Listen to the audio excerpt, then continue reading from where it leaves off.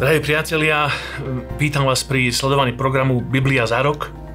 Tento týždeň sa budeme venovať téme, ktorá znie veľmi jednoducho, ale je zároveň veľmi komplexná. Má názov Boh je živý.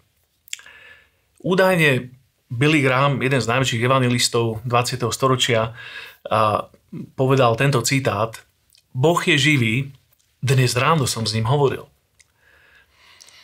A keď by to bolo tak jednoduché. A pre nás, ktorí máme pulzujúci vzťah s Bohom, tak toto vnútorné svedectvo o tom, že sme hovorili s Bohom a že s ním máme vzťah, je postačujúce. Ale samotná téma toho, že Boh je živý a je skutočne existujúci, je o mnoho širšia. Dovolte mi, aby som sa v týchto nasledovných minútach s vami podelil o niekoľkých spôsoboch, ako spoznávame Boha, ako spoznávame to, že On skutočne živý je. Otázka historicity a overiteľnosti evanjelia bola pre apoštola Pavla veľmi silná. Dal si záležať na tom, aby svedectvo o vzkriesení bolo tým základným pilierom kresťanskej viery. V 1. Korinským v 15. kapitole hovorí o tom, že ak neexistuje zmrtvých vstanie, tak potom ani Kristus nebol vzkriesený, potom naše kázanie je prázdne a vaša viera je úplne zbytočná, pretože ste ešte stále vo svojich hriechoch. Inými slovami, ak neplatí to, že Boh je skutočne živý, ak neplatí to, že Kristus vstal z mŕtvych, porazil smrť a je tým pádom večný, tak potom toto všetko, čo robíme, je len hra. Nie je to reálne, nie je to skutočnosť. Existuje niečo, čo nazývame v teológii všeobecným zjavením. Nemáme čas na to, aby sme sa tým zaoberali, ale sú tri také veľmi základné spôsoby, akými každý jeden človek na tejto zemi dokáže ochutnať to, že Boh je živý. A sú to príroda, história a svedomie. Príroda hovorí o svedectve, o Bohu. A dejiny hovoria o tom, že Boh je pánom dejín. A svedomie v nás takisto svedčí o tom, že niekde vnútri v nás existuje ešte časť toho Božieho obrazu a teda akýsi morálny zákon, ktorý svedčí o tom, že Boh existuje. Ale ja sa v týchto nasledovných minútach chcem venovať tým, čo nazývame špecifické zjavenie. Konkrétne spôsoby, ako my ako Božie deti, ako nasledovníci Krista môžeme poznať vo svojom živote, že Boh je živý. A teda tými spôsobmi sú Ježiš Kristus, Božie slovo, zázraky, modlitba, Svätý Duch, zmenený život a napokon večnosť. Tak poďme pekne po poriadku. Najskôr Ježiš. Ježiš je ultimátnym zjavením Otca. Na to, či sa Boh dá spoznať, či je živý, existuje jednoduchá odpoveď. Môžeme ho poznať skrze jeho zjaveného syna, Pána Ježiša Krista. A v Jánovi 1.18 Ježiš povedal, alebo teda o Ježišovi je napísané toto: Boha nikto nikdy nevidel, jednorodený Boží, ktorý je v lone Otca, nám ho zjavil. Ježiš prišiel pre jednoduchý zámer. Tým zámerom bol, aby zjavil Boha, aby zjavil Otca. On to vyznal veľmi jednoznačne. V Jánovi 14.6 vyznal: Ja som cesta a pravda a život. Nikto neprie k Otcovi inak ako skrze mňa. A inde v 1. Timoteovej Pavol to povedal v 2. kapitole verš 5. Je len jeden Boh a jeden prostredník medzi Bohom a ľuďmi, človek Ježiš Kristus. Ježiš je teda plným zjavením o Bohu. Ak chceme poznať Boha, ide to cez osobu, cez vzťah s osobou Ježiša Krista. On je tou dokonalou teológiou. Dokonalým spôsobom sprostredkoval poznanie o Bohu. Ten druhý spôsob, alebo teda tá druhá veličina, podľa ktorej môžeme poznať Boha, je písmo, Božie slovo. Písmo je komplexným a dokončeným zjavením o Bohu. Boh sa nám dal poznať veľmi jasne a veľmi zrozumiteľne, a to cez Bibliu, cez Božie slovo. My veríme, že 66 kníh napísaných rôznym spektrom autorov spolu tvoria dokončené zjavenie o Bohu. Ako kresťania pristupujeme k Biblii s vierou, veríme, že je inšpirovaná, veríme, že je pravdivá a veríme, že je autoritou. 2. list Timotejovi 3. kapitola verš 16 hovorí o tom, že celé písmo je Bohom vnuknuté. Veríme, že to všetko, čo držíme v rukách ako Božie slovo, ako písmo, je plným, dokončeným zjavením o Bohu.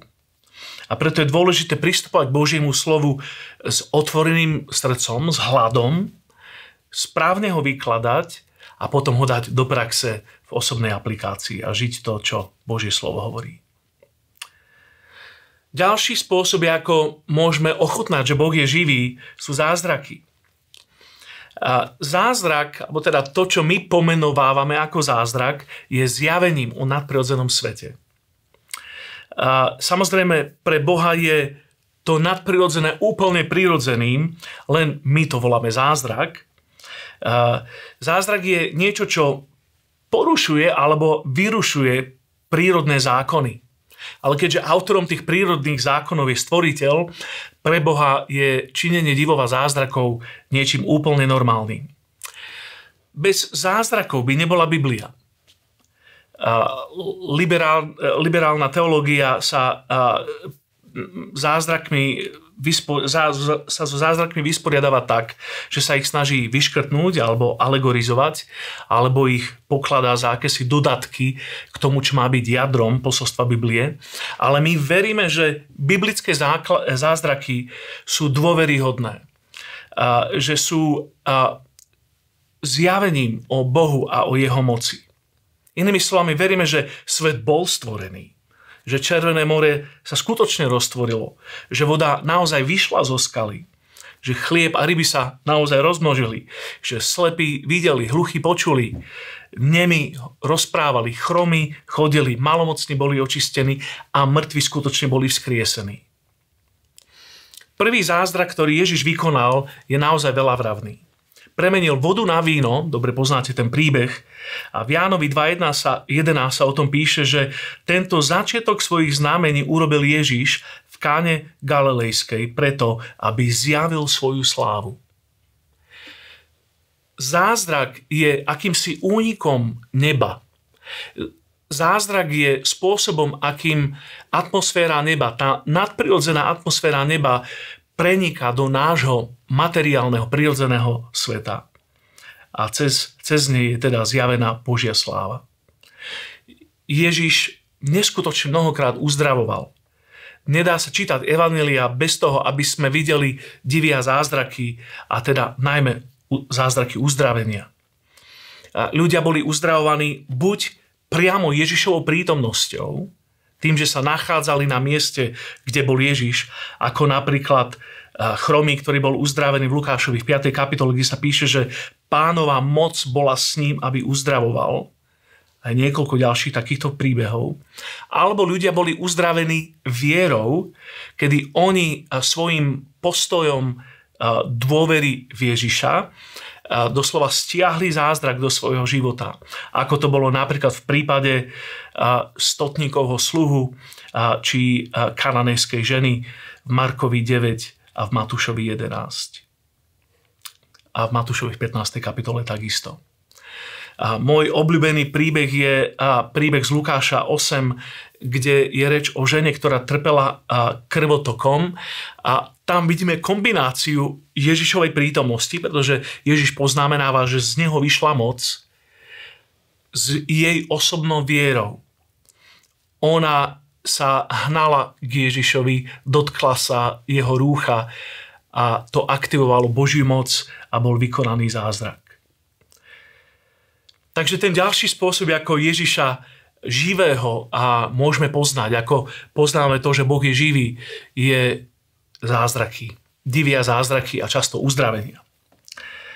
Ďalší spôsob, ako ochutnávame na vlastnom živote, že Boh je živý, je modlitba. Modlitba je komunikačný nástroj zjavenia. Najlepšie niekoho poznávame rozhovorom, vzťahom. to, že Boh je živý, nedosvedčujú len akési jeho skutky, napríklad zázraky, ale najviac o tom svedčí vzťah, ktorý s ním môžeme mať. Modlitba nie je len nejaký prostriedok na to, aby sme získali niečo od Boha. Ja mám 3 synov a ak by oni hovorili so mnou len vtedy, ak niečo potrebujú, tak asi by to bol veľmi chabý vzťah. Boh túži potom, aby skrze modlitbu sme mohli investovať do vzťahu s ním, aby sme ho mohli poznať, aby sme mohli k nemu hovoriť a aby on mohol hovoriť ku nám. Traja najväčší modlitebníci starej zmluvy, Abraham, Mojžiš a Eliáš, boli zároveň najbližšie k Bohu. Abraham sa prihováral za Sodomu a Boh ho nazval jeho priateľom. Mojžiš sa prihováral za národ a Boh o ňom povedal, že on je jediný, s kým komunikuje tvárou v tvár. Eliáš sa prihováral za národ, aby najskôr aby nepršalo, potom aby pršalo a nachádzame ho v intimite s Kristom na vrchu premenenia. Takže modlitba je pre nás ten nástroj, ako môžeme poznávať to, že Boh je živý. Môžeme odhalovať vzťah s Bohom veľmi konkrétnym a zrozumiteľným spôsobom. Len 3 veľmi, veľmi jednoduché rady pre modlitbu. Ak má byť úspešná, má byť prospešná pre nás, máme sa modliť v jeho mene, máme sa modliť vo viere a máme sa modliť s význaním. Ján 14.13 hovorí, že urobí všetko, o čo budeme prosiť v jeho mene, aby bol Otec oslávený v Synovi. Modliť sa v jeho mene znamená modliť sa tak, ako by sa modlil on. To, že ho zastupujeme, to, že sme jeho že ho reprezentujeme, že sme jeho veľvyslancami. Modliť sa vo viere nehovorí až tak o množstve viery, ale o tom, na koho je naša viera upnutá. Marek 11 vraví, majte vieru v Boha. Alebo iný preklad to prekladá tak, že majte vieru Božiu. Ak by niekto prikázal tomuto vrchu, zdvihni sa, vrhni sa do mora a nezapochyboval by v srdci, ale veril by, že čo vyslovil sa stane, splní sa mu. Preto vám hovorím všetko, o čo sa modlíte a prosíte, verte, že ste dostali a budete mať. A napokon máme sa modliť s význaním. To znamená, že slovami hovoríme alebo vyznávame, že to, čo sme si pýtali, skutočne prichádza. 2 Korinským 4, verš 13 vraví, že keďže máme to isté ducha viery, ako je napísané, uveril som, preto som hovoril. Aj my veríme a preto aj hovoríme. Zároveň to komunikuje vďačnosť. Prichádza k bodu, kedy už nemusíme prosiť, ale stačí ďakovať. Filipánom 4.6 o tom hovorí, že dokážeme s vďakou predkladať svoje žiadosti. Takže dostávame sa pomaly k záveru. Ten ďalší spôsob, ako môžeme ochutnať to, že Boh je živý, je Svätý Duch. Svätý Duch je tým osobným sprievodcom zjavením. Je jedno krásne grécke slovo, ktoré toto dáva do jedného pomenovania a to je parakletos. V Jánovi 14 sa píše o tom, že Ježiš vraví, ja budem prosiť Otca a on vám dá iného parakleta, rôzne prekladaného ako tešiteľa alebo radcu. Už v raji sa Adam a Eva pohybovali s takýmto radcom. Čítame si, že Boh prichádzal do záhrady, aby bol s nimi. A neskôr Enoch chodil s Bohom, čo znamená, že bol s ním Boh. Priatelia, Duch Svätý je ten, kto sprostredkováva Boží život pre nás. A keď takto žijeme, tak potom tým svedectvom na nás je zmenený, transformovaný život.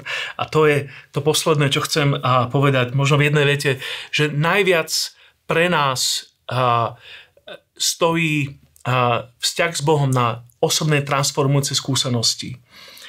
Prvý list Jánov 1 vraví, že my hovoríme ďalej len to, čo sme sami ochutnali. Nalistujte si ten text v 1. Jánovej 1, verše 1 až 3. Dovolte, aby som vám na záver povedal, že vám veľmi žehnám, aby ste mohli mať vitálny, pulzujúci vzťah s Bohom skrze vzťah s Pánom Ježišom, skrze Božie slovo, cez modlitbu, cez vzťah s Duchom Svätým. Zároveň chcem na záver povedať, že sme veľmi vďační za vašu podporu, ktorá nám umožňuje šíriť evanjelium, šíriť Božie slovo a vyučovanie o Božom slove. Ďakujeme za to, že ste našimi sledovateľmi a podporovateľmi a že šírite tieto epizódy medzi svojimi priateľmi. Buďte veľmi požehnaní.